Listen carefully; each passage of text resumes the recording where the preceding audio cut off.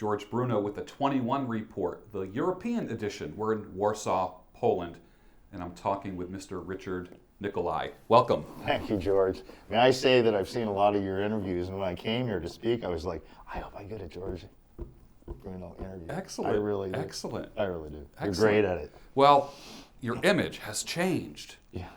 What happened? I don't know. I get more serious. I took this one very serious. Well, it's not like I didn't take it very seriously, Yeah. but I was in a different realm, Yes. a long time paleo diet and stuff Yes. like that. Yes. And it was kind of, barefooting was a thing. So, all these Yeah. gimmicky things. Yeah. I'm like, no gimmicks this time. Get Yeah. a haircut. You have a great haircut. The shadow beard is to perfection. It's Thank you. great. Well, you're the expert. Yeah. Right? I would have hit you up for one, but I was walking down the street and I found this barbershop yesterday afternoon with two girls running it. And I'm like, sorry, George. I don't blame you. I might end up there myself. Yeah, there you go. Well, what did you think so far of our 21 convention here in Warsaw? I just love it. Like I said, is that taking nothing away from the previous 16 events, 3 of which I've spoken at Yes. in the past. This just resonates. It's the right place at the right time. This is a great country. Yes. So I feel like I'm not only being hosted by Anthony and yourself. Yes. But I'm also being hosted by Poland. Yes. Yeah, interesting story. My dad, back when it was Germany in 1938, was born in Stettin, which is now Szczecin, Poland. Okay. Right. So that's it's Interesting. yeah. Some interesting roots there. Yes. Well, I thought your presentation was like I'm going to tell the audience this. I felt it was like a battle cry for men. The bullet points that you brought up could have easily been communicated at our most recent Patriarch conference, and that list of men's responsibilities. Mm-hmm. Let's talk about that.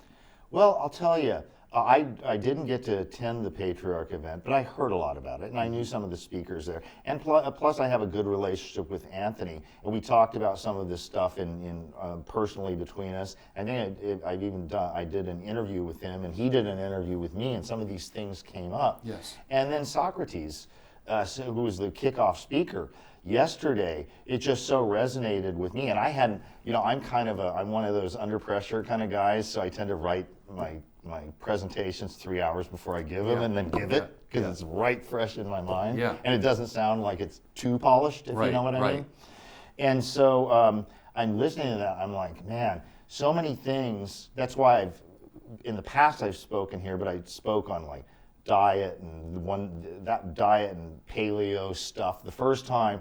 The second time was about political stuff, libertarianism kind of things. Mm-hmm. And then the third time, in 2017, the 10-year event, I spoke on cryptocurrency. Yes. So I'm always kind of peripheral to the manosphere issues. This Yeah. was my first time dealing with those issues. And one reason I've been kind of distanced from it is I wasn't really interested in the non-serious things. It's okay you're going to be a teenager, you're going to do this stuff or even early, but I think, and when you see the kind of trends, and that's the reason I gave this talk on the history and cancer of feminism, is you see this slippery slopes sliding all the way down. That was a great way to describe it. Yeah. And I'm like, man, it's time to get serious.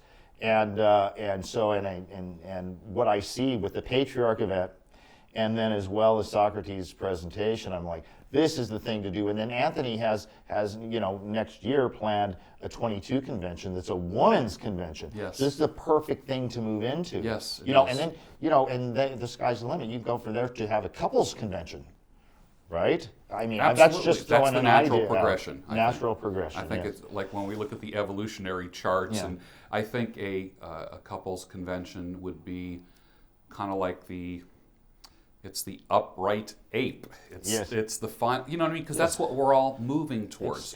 It's an evolution. And especially in the sense that it's like we're in extremis now. You see everything out there working against traditional roles for males, for females, marriages and children and families. And we're in a place that's wonderful. Poland, you could do one in Hungary too, where they have pro-family social policies. Yes. It's interesting, you showed a picture in your slideshow of a bunch of women all tattooed up and pierced and so Yes. forth. And I know a lot of people that would have captioned that as being just anti-men. You captioned it as being anti-men and anti-woman And anti-family. and anti-family. And that really summed it up. Yes. That was standing on another street corner, viewing that from a different perspective, because that kind of stuff is only like, look how much they hate you, Yes. to The men. focus on us Yeah. when they're It's- destroying themselves. It's look how much they hate everybody. Yes, including themselves. Yes. And they're just it's they hate themselves, but they're out of their own kind of self-survival instinct. Mm-hmm. They're I don't even know what the word for it is, but they're pretending they're something they're not. Yes. Right? They pretend they're great. Yes. You know? Is there hope for today's families and the families not yet created? I like to be optimistic as a matter of just general, thing. I rant and I rave, right? But at the same time, I'll get on an airplane and come out here and hopefully give some hope and some direction. That's why the last part of it was practical. It's like, okay, what do we do now, right? Well, we can do men have to take responsibility. Here's some things they can do. Not an exhaustive list, not all inclusive. Mm-hmm. You can add stuff to it. Here's where women can take responsibility. Practical things, actionable things. You can take responsibility, you can take action, and you can measure results and adjust. I felt your speech was not just philosophical and ideological. It was actionable. Mm-hmm. The men that took notes can actually start practicing that stuff. And I think it gave them hope. And in the quote-unquote manosphere, there's so much, I jokingly call it the despairosphere, because it's just so filled with darkness and despair. And one of the questions I asked people during the Patriarch convention, I asked the question, I said, when I talk to young people, they always say, I would never want to bring a child into this world with the way the world is. Yes. And everyone said, why not? Yeah. It's natural. Yeah. It's beautiful. Yes. I believe Stefan Molyneux even said, get married, have children, save the world. I mean, That was one of the interviews I saw was yours with Stefan. Yeah. I've followed him for years and years. Yeah. Yeah. I'm glad his videos are shorter now. Yeah, they are. Yeah, he can go a long time, can't he? Yeah. What would you add to that, as far being the optimist that you are? How would you give hope to a young man? Talk to him right there. He has been battered. He doesn't know what to do. He doesn't know which end is up. He might have been raised by his mother and seen his dad every other weekend, his entire teenage years, maybe childhood. He's thinking, I would never want to do this. And maybe he's listening to the extreme voices in the men's community. And I believe that we have evolved to become more balanced and realistic, and my goal is not to radicalize young men, but to inspire them. Inspire that young man. Exactly. And again, I'm just going to say it, that these events are great. The Red Pill community, all of this stuff. I'm not so happy about the MTGO, men going their own way. But if I was if I was talking to you, I would say, and you're this person that George described, I would say, you got to get actionable, practical. Like, you're young, okay, what am I going to do? I'm going to go get a job, or I'm going to start a business. If I get a job, once I get it, I'm going to keep sending out applications. I'm going to keep trying to get better and better and better job, get more experience, and move up. The more experience you get, the higher entry-level position you get in. Live frugal, live well below your means. Save money. Develop yourself. Have George cut your hair. And get some good clothes and go out and talk to women and find a good one. Try to find a place that works, that you happen to find. good quality women in.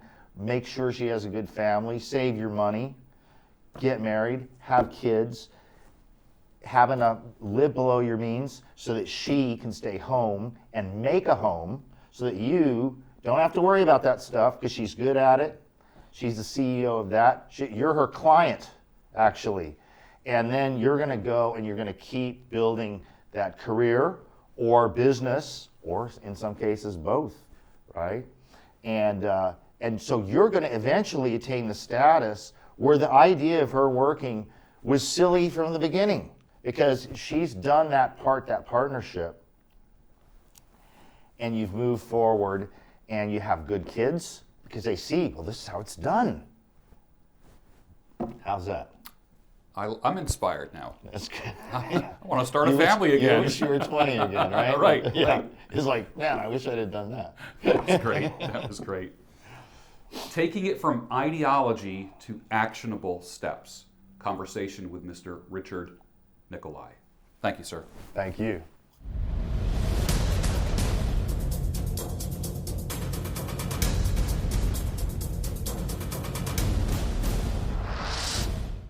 What was your experience so far with the 21 convention?